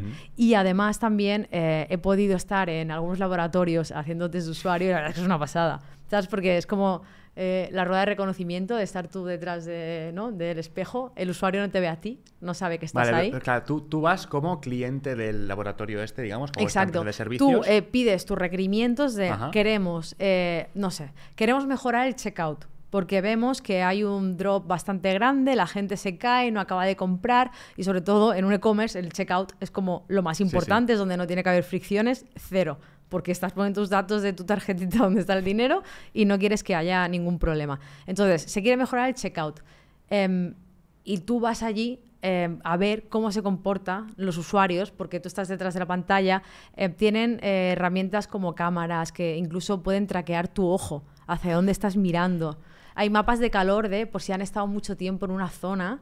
Qué fuerte. ¿Vale? Entonces, toda esa información y toda esa analítica, ¿no? Datos que puedes utilizar luego para seguir iterando en el momento y los siguientes usuarios que ya tengan en cuenta otras cosas, ¿vale? Entonces es súper guay el poder estar ahí. Recuerdo que teníamos toda la pared llena de posits, de dibujos, de tal, y ya te estás varios días.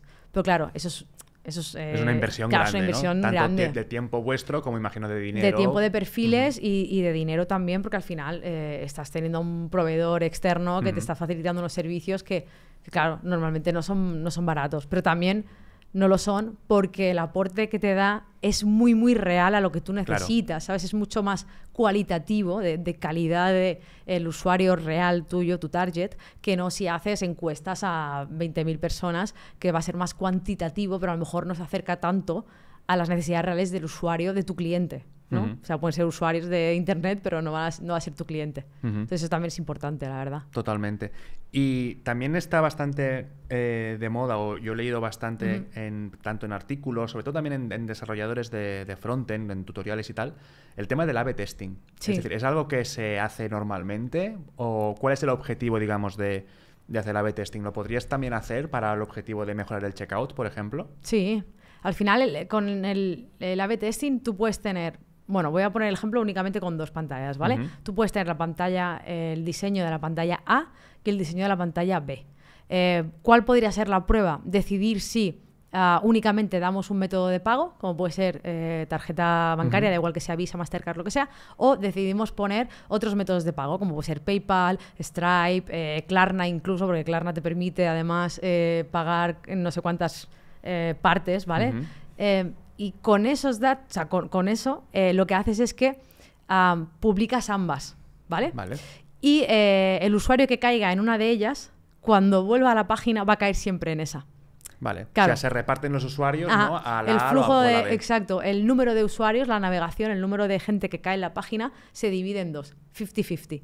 Y el 50% de los usuarios van a caer en la vista en la que solo van a tener un método de pago y el otro 50% va a caer en el que tienen todos los métodos de pago habilitados. Entonces, luego ve los resultados de hay gente que ha comprado más, hay gente que se ha echado atrás, hay gente que le... Claro, y como puedes traquear también el cómo se mueven por la pantalla, si están mucho rato pensándoselo. Claro, hay gente que a lo mejor se está ahí, ¿no? Tú ves que deja ahí el ratón y se está a lo mejor 10 minutos, ¿no? También hay algo curioso del comportamiento y es que nos pasaba que muchísima gente dejaba en el carrito artículos, ¿vale? Porque como que digamos que venía como con un hype del lunes, ¿no? El lunes, ¡buah!, se ponían a mirar un montón de cosas. Las dejaban en el carrito. Y si no las compraban al momento, como que se iba desinflando, ¿no? Las ganas de comprar esos artículos. Entonces, es muy interesante que si alguien mete un artículo en el carrito, como persuadirle para que vaya al checkout y lo compre, ya sea con una promo, ya sea con un porcentaje de descuento, con lo que sea. Porque sí que veíamos que la gente venía un poco deprimida el lunes, porque llegaba a la oficina el lunes y era como, bueno, comprando, ¿no? Pues a lo mejor se lo llegaban a pensar un poco, si lo dejaban, pues como que luego ya avisarle también de, oye, tienes prendas en el carrito que están tristes y te están esperando, ¿sabes? Entonces, cosas así. Hostia, es que al final es psicología, es que es lo que has dicho antes. No, totalmente. Es totalmente psicología y ver realmente pues qué es lo que hace que el usuario se comporte un poco como vosotros o como la plataforma o la página web o el e-commerce pues quiere que se comporte el usuario, ¿no? Entonces, cuando hacéis este tipo de experimentos, pues imagínate, tienes ahí un montón de gente utilizando tu plataforma, tu web, lo que sea, y tú habías pensado una forma guapísima de navegación, de uso, porque para ti era la leche, y ves que pues o no lo usan como toca o se confunden. ¿Dirías que diseño siempre tiene que adaptarse al usuario o que puede haber situaciones en las que realmente el usuario, por decirlo de alguna forma, no tiene razón? Vale, es un poco complejo de responder, la verdad, pero si me tengo que decantar por una respuesta, sería que el usuario no tiene siempre la razón, en ese sentido. Muchas veces no sabemos, como usuarios, lo que queremos realmente, ¿no? Es como decía antes, de muchas veces se dice una cosa y se actúa haciendo otra, ¿no? Y por eso hay una técnica muy tonta que es decir 5 veces ¿por qué? ¿No? Dices, quiero comprar esto. ¿Por qué? Porque quiero poder hacer no sé qué. ¿Por qué? O sea, a la que dices 3 porqués, muchas veces te das cuenta que la necesidad no es la que te están diciendo, pero logras entender cuál es la necesidad real. ¿Vale? Entonces, sabiendo la necesidad real, es ahí donde puedes ayudarle. Porque no nos olvidemos que lo que queremos es ayudarle. O sea, no queremos, ¿sabes? No queremos que se pierda o no sepa hacer una acción o que se frustre o que no regrese. Lo que queremos es ayudar a las personas para que encuentren lo que buscan más rápidamente, entiendan cómo funciona para poder hacer esa acción más rápido. Pero claro, también luego está la otra parte de diseño muchas veces piensa algo, ¿vale? Que luego cuando el usuario se enfrenta a ello, te das cuenta que dices... Que no cuaja, ¿no? Es que no lo van a entender. ¿Por qué? ¿Cuándo puede pasar? Imagínate que hay un patrón que está súper ya interiorizado. Imagínate que quieres hacer, no sé, un booking de un hotel. O sea, quieres coger un hotel varios días. Si tú entras en una plataforma donde vas a coger un hotel por varios días o un vuelo, vamos a poner un vuelo, quieres comprar un vuelo, tú te esperas que haya un date picker donde cojas la fecha y ya funcione de una manera, ¿no? Primero pones la fecha de tal, luego la de vuelta. Imagínate que cambias esa manera de interactuar con ese date picker. Te vas a frustrar. Pero muchas veces también viene impuesta por patrones que empezaron a utilizar las grandes empresas. Patrones históricos. Exacto. Que simplemente como no sé, Amazon, todos, ¿no? por ejemplo. O sea, Amazon ya, tú ya te esperas que todo funcione así, ¿sabes? Que eso ayuda a que hayan patrones que se puedan luego reutilizar y que hayan soluciones que funcionan ya porque la gente ya lo tiene integrado. Pero esto pasa un poco también con los teclados. Aunque veo que tienes un teclado súper bonito detrás. Entonces, el teclado QWERTY, ¿vale? Ese teclado fue diseñado porque a la hora de escribir con máquina de escribir, ojo, la Olivetti, era una manera de que no se engancharan tanto los tipos, o sea, es decir, ¿no? Eran como palanquitas. Exacto, ¿no? Que tú tenías las teclas tenían una palanca y esa palanca tenía un tipo, que era la tipografía, era la letra, que se golpeaba contra el papel, exacto, ¿no? Se golpeaba contra una cinta de tinta. Entonces tú ibas escribiendo. Pues encontraron que esa manera de plantear el teclado ayudaba a que las teclas no se engancharan. ¿Qué pasó luego? Que se dieron cuenta que no era la forma más óptima de escribir. ¿Qué ha pasado? Hay otros tipos de teclado, de organización de teclado que es más óptimo para escribir, pero no los queremos usar porque ya estamos acostumbrados todos a esa disposición de las teclas. Claro, ahora ya, ¿cómo convences a nadie de que aprenda a mecanografiar con teclas que están en otro sitio que históricamente han visto siempre así? Eso va a ser muy difícil de cambiar. Entonces, los patrones de diseño que se aplican también a las interfaces pasa un poco así. Esto me has recordado un artículo que leí hace tiempo que me pareció muy interesante, que hablaba un poco sobre todo esto que comentas, ¿no? De los, digamos, patrones adquiridos a lo largo de la historia y la relación que hacemos con estos conceptos en lo referente a iconografía y gente ya, pues digamos, más joven que ya ha crecido desde la infancia pues, con móviles, con redes sociales y tal.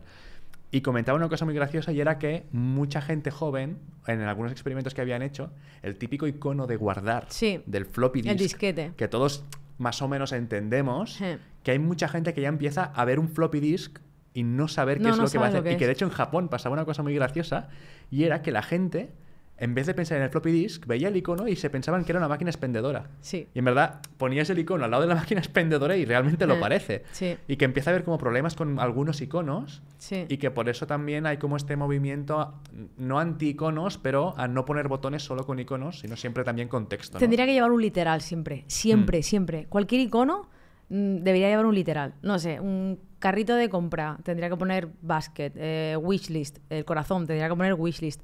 Debería tenerlo porque, claro, es eso lo que tú dices.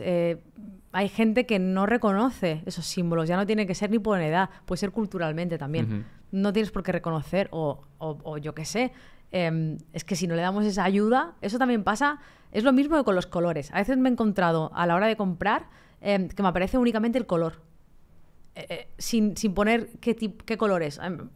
Un círculo azul, uno rojo y debajo no pone que es azul y rojo. Ahí ya se cae, ¿no? Ya está.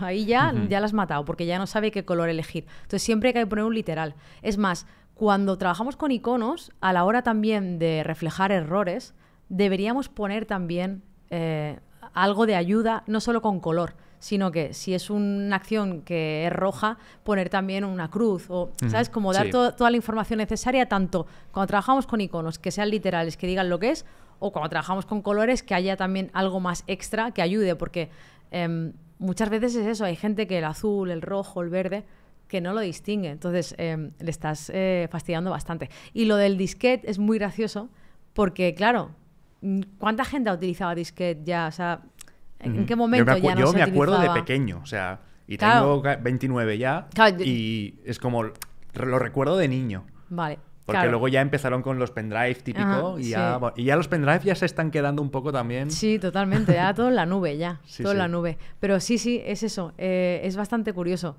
Y eso también pasaba con los iconos de los Juegos Olímpicos o así. Que ahora los ves y más o menos ya lo sabes. ¿Los aros te refieres? O... No, los iconos en sí de las actividades deportivas. Ah, vale, en plan, sí, claro.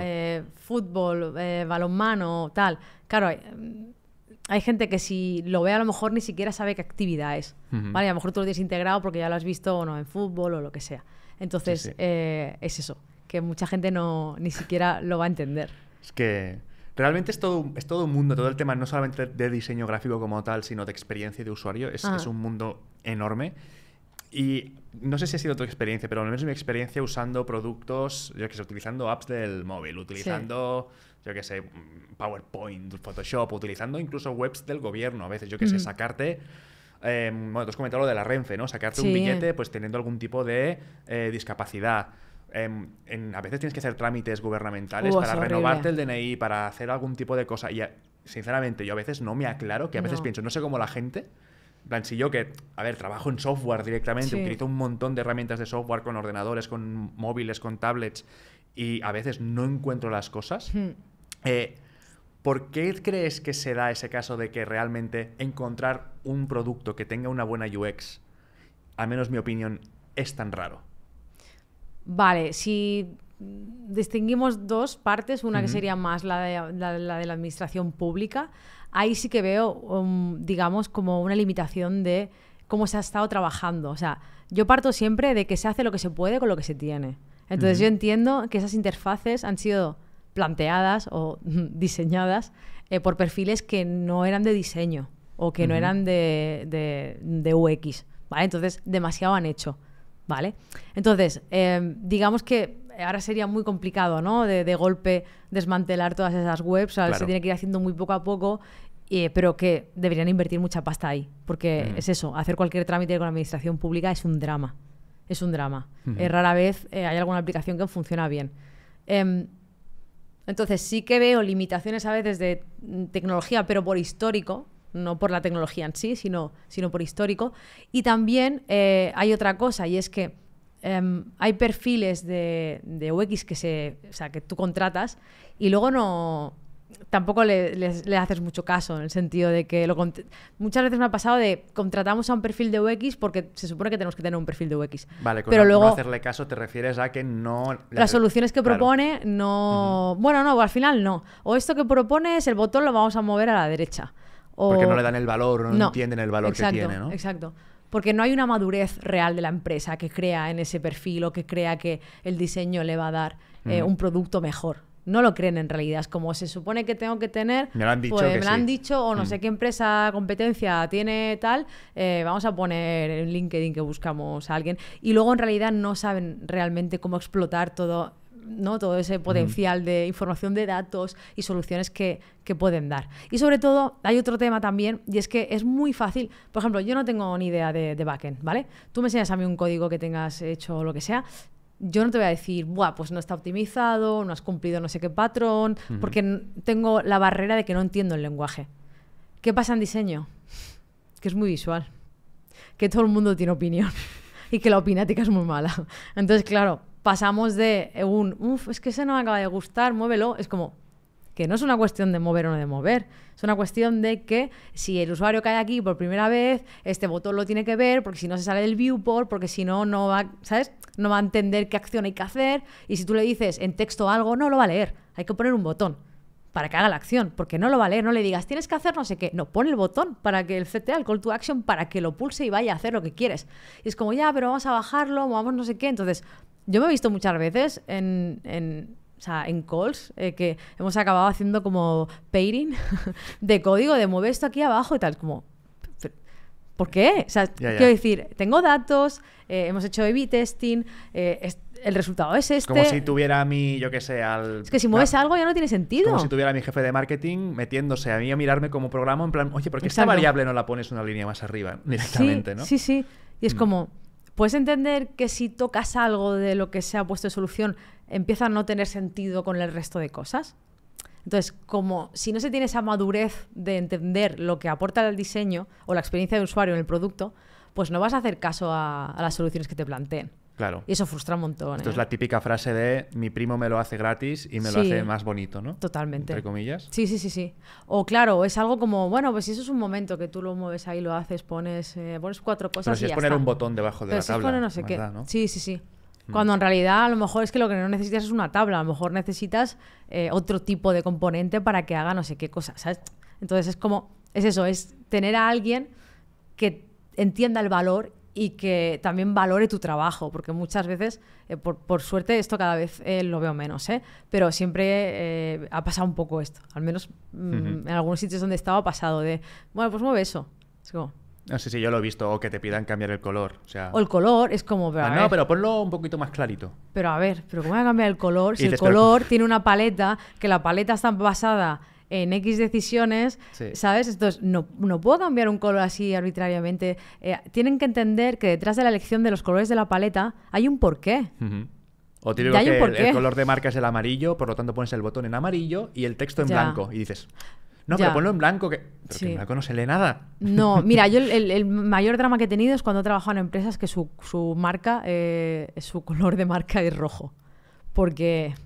A mí me duele ver mensajes de error y así, se complica todo un poco, la verdad. ¿Crees que el diseño, la UI, a nivel de branding, el color de la marca tiene que ser el color que está en los CTAs y en todo esto? Porque a mí me ha pasado mucho en casi todos los productos en los que he trabajado. Por ejemplo, si el branding era morado, pues los CTAs morados. El color del menú, no sé qué, cuando está seleccionado, morado. Si era amarillo, amarillo. ¿Crees que eso siempre ha de ser así o que realmente una cosa es pues el logo, el color de marca, el color de comunicaciones, lo que sea, y otra cosa es luego pues en la plataforma, en la página web, el color pues que realmente es, pues puede ser mejor para el usuario? Claro, totalmente. Para algo está la teoría del color, para algo hay una psicología del color, y si tú tienes la marca que es roja y vas a ponerlo todo rojo, pues vas a crear una interfaz agresiva, ¿sabes? No sé, es como... para algo está la teoría, por algo se pueden hacer paletas de colores que sean análogas, que sean complementarias. No necesitas usar luego el mismo color en todos los sitios. Entonces... Claro, si tú utilizas una paleta basándote en ese color, que puedes hacerlo con otros colores complementarios, secundarios, terciarios, o incluso de acento, de decir únicamente esto va a ir a algo de un formulario y tal, no tiene sentido que se rompa esa paleta. O que alguien te diga, me gusta más oscuro, me gusta... Que estás rompiendo, ¿sabes? Estás rompiendo la paleta. Es como si alguien... estás haciendo un pastel... Y en la repostería tienes que ser exacto con las medidas. Y alguien te dice, pues échale más levadura. Es como, que no, que está ya todo calculado para que esto funcione y salga el pastel. Si le echo más levadura porque sí, pues claro, no va a salir bien el pastel. Entonces, es un poco eso. Pero como es visual, pues... Todo el mundo opina, todo el mundo puede opinar. Todo el mundo puede opinar. Todo el mundo puede opinar. Entonces, también digamos que el evangelizar, no encuentro otra palabra, como el darle el valor dentro de la empresa, de decir, no, es que estamos aquí porque podemos hacer X cosa y porque aportamos esto.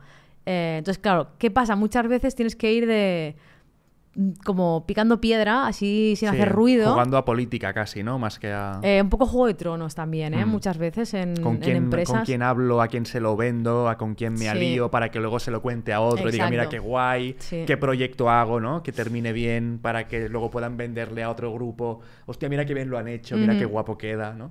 Totalmente. Cuando a mí me dicen, la limitación en tecnología son las personas.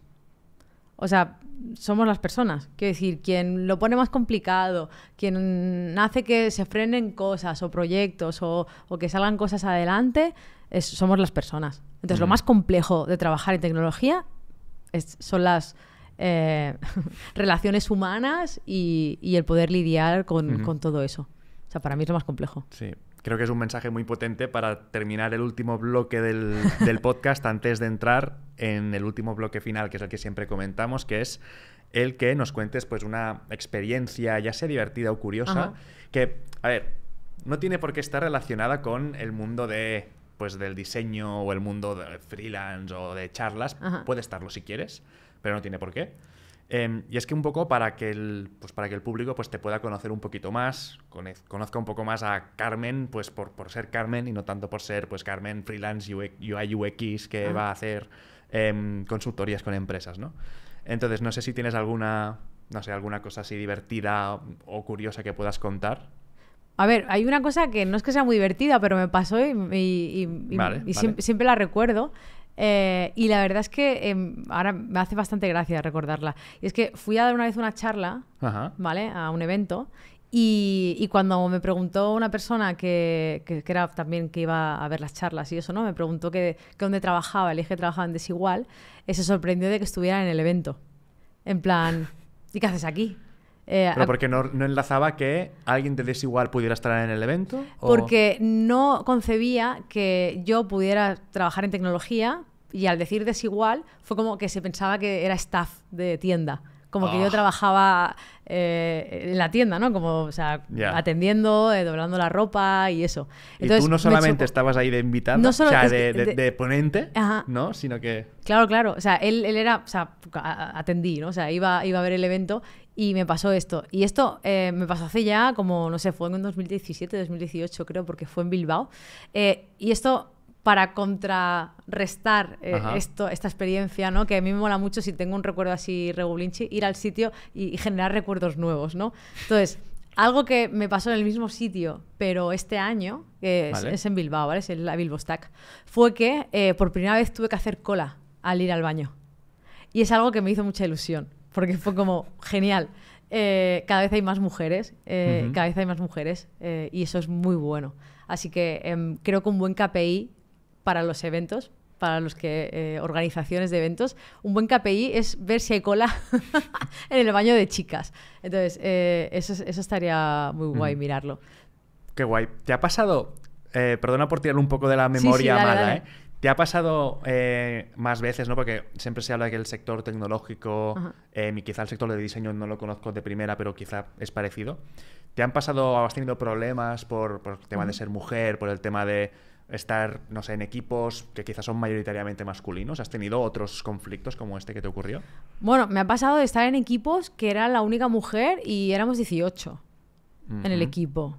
Wow, ¿vale? Hay poca representación, la verdad. Y me ha pasado también de que hubiesen más mujeres, pero que no fuesen perfiles técnicos. Ya. ¿Vale? Pero un equipo más multidisciplinario y así, pero que no fuese perfil técnico. Y me ha pasado también... ¿cuál te iba a contar una cosa que se me ha ido? Ah, sí, vale. Me ha pasado de estar en un equipo que hubiese un chat grupal y que se empezaran pues, a enviar cosas que no me hacían mucha gracia. Y levantar la mano y quejarme y decir, wow, pues no es para tanto. Es como, bueno, sí, estamos en un entorno laboral. Era un chat laboral, o sea, claro. No era un chat de... No, era un chat de... Se hacían eventos, además o sea, digamos que teníamos un chat para hacer eventos pero era de trabajo, ¿vale? Entonces, bueno, me salí. O sea, yo siempre levanto la mano y si algo no me ha encajado, me he ido. O sea, ahí no tengo ningún problema. No me encaja, me voy. Lo que no voy a hacer es permitir que pasen ciertas cosas.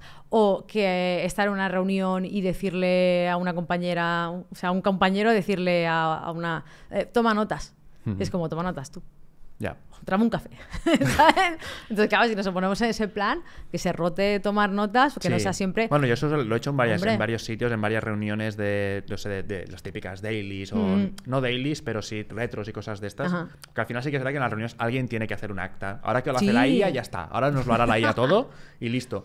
Pero sí que yo, pues por ejemplo, en uno de los proyectos en el que estaba, implanté que quien tomaba notas se iba rotando. O sea, cada semana era una persona del equipo diferente.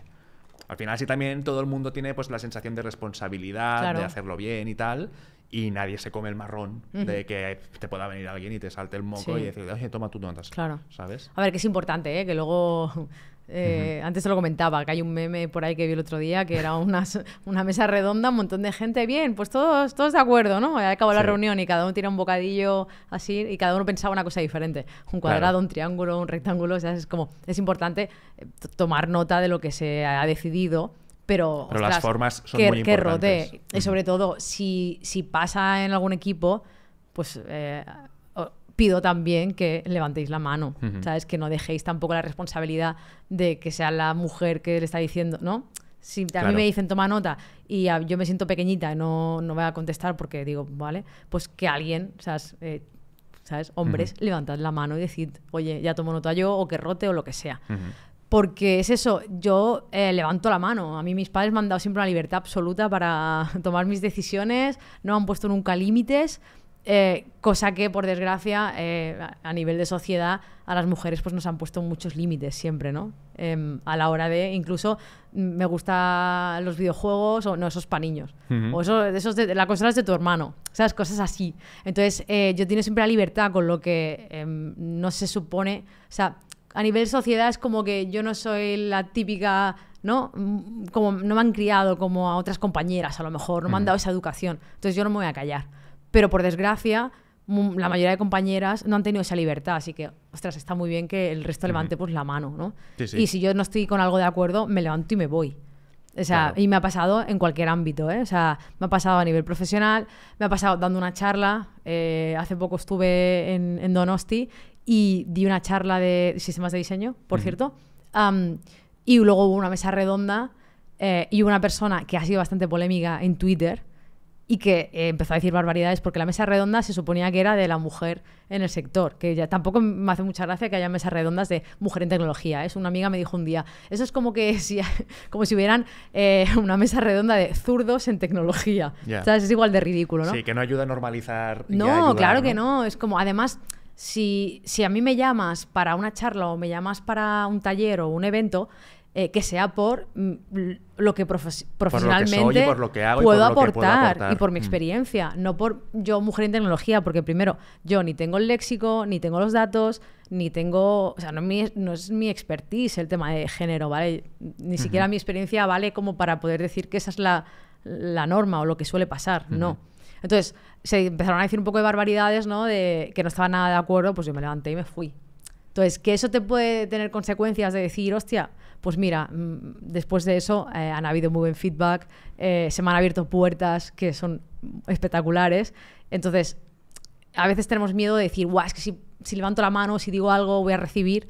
Bueno, a veces recibimos, pero luego pasan cosas, cambian. ¿Vale? También me pasó no sé si fue hace 2 o 3 años, con la Canarias JS, que hubo un panel que, o sea, brillaba por su ausencia las mujeres. Y levanté la mano, intenté hablar con la organización, no me dieron respuesta que yo considere oportuna. También habían habido algunos comentarios en redes bastante bestias. Nadie se disculpó y yo dije, me bajo del barco, no voy a participar. Y bueno, pues te cae por todos los lados. ¿Qué ha pasado luego en Canarias JS? Que han habido un montón de mujeres que han ido a dar charlas. El año pasado y este. Bueno, que se han puesto las pilas, ¿no? Joder, se han puesto las pilas. Claro, lo de las disculpas ni se esperan, ¿vale? Pero el hecho de que las cosas cambien, pues me parece perfecto. Lo que pasa que sí que es verdad que al final quien levanta la mano es quien pilla un poco, Claro. ¿no? Bueno, te expones. Lo malo es eso. Te expones Ahora yo directamente. estoy seguramente vetada, pero bueno, no pasa nada. Bueno, pero al final es un poco en lo que crees, lo que tú consideras correcto y actúas en consecuencia. y Sí, ya soy está. bastante justiciera en ese sentido. Entonces, no sé hacerlo de otra manera. Es verdad, no sé hacerlo de otra manera. Así que... Pues Carmen, oye, ha sido un placer escucharte. Me ha encantado todo lo que hemos hablado. Todo el tema del diseño. Yo creo que Adri, ahí que está haciendo de productor, que también es diseñador, creo que puede darte la razón en muchas de las cosas que has comentado. Espero que sí. Dice, estoy viendo un ok. Sí, y antes de Se ve acabar, una manita así. y antes de acabar, como siempre, te vamos a dar el obsequio de Comic ¡Yujú! Show, que es la típica, famosa ya camisetita. Bien. He venido por eso, ¿eh? Que como no, nos ha hecho también, obviamente nos ha hecho Adri. Qué guay. It works for my machine. Qué guay. Esperamos que te guste. Sí. Te voy a decir una cosa. Va a ser la primera camiseta que tengo que no es negra. Es que Adri, o sea, ¿por qué la pusiste clara? No, que no estoy sea- juzgando. Quiero decir que voy de negro siempre. No, me refiero en plan bien, ¿eh? Que yo también las prefiero claritas, por si no se nota. Ay, que se vea. Qué Así guay. está muy chula. Muchas gracias. Pero espero que te guste y Seguro, nada, sí. como siempre, esa es tu cámara. Dejamos que seas tú quien despida el podcast. Bueno, pues ha sido un placer, la verdad. Ahí tendríamos que haber grabado fuera de escena también, porque la verdad que ha sido increíble. Se han portado muy bien conmigo, os lo agradezco muchísimo. Así que os animo a todos a que sigáis apoyando al podcast, porque la verdad que a Martín se le ocurra muchísimo, muchísimo, muchísimo. Y nada, que espero veros pronto, ya sea en una charla, en un taller, en redes, y que estoy muy contenta de formar parte de la comunidad y que, bueno, eso, que os cuidéis mucho y bebáis agua. Importante, no cerveza, agua. Pues nada, Carmen, muchísimas gracias. Os voy a dejar las redes sociales de Carmen por aquí abajo, Súper. por si luego me pasas los enlaces que quieres que comparte y todo Sí. eso, por si le quieres echar un ojo. Obviamente el podcast ya sabéis que va a estar pues aquí en YouTube, lo voy a subir también en Spotify, miraré también de subirlo a otras plataformas de podcast. Y sin mucho más, nos vemos en el siguiente vídeo con más informática. Hasta otra. Chao.